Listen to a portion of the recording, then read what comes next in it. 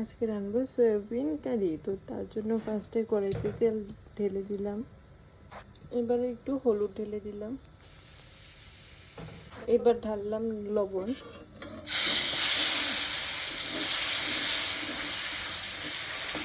করা আলুগুলি একের পর এক ঢেলে নিচ্ছি।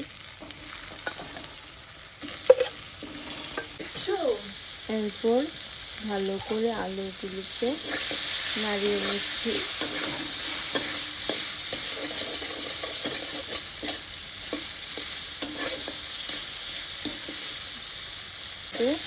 আগে থেকে কাটা পেঁয়াজগুলি একের পর এক ঢেলে নিচ্ছি।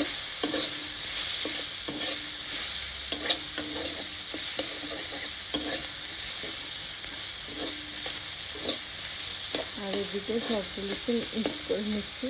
ভেজানো সয়াবিনগুলি ঢেলে নিচ্ছি একের পর এক। এরপর সয়াবিনগুলি ভালো করে ঢালার পর ভালো করে এগুলিকে মিক্স করে নেব।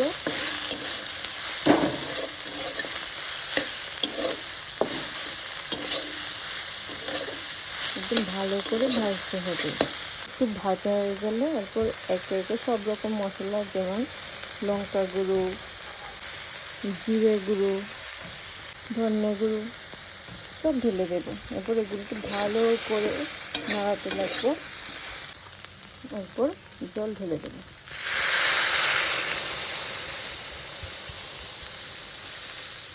এবার একটু সিদ্ধ হওয়ার জন্য সময় দেব।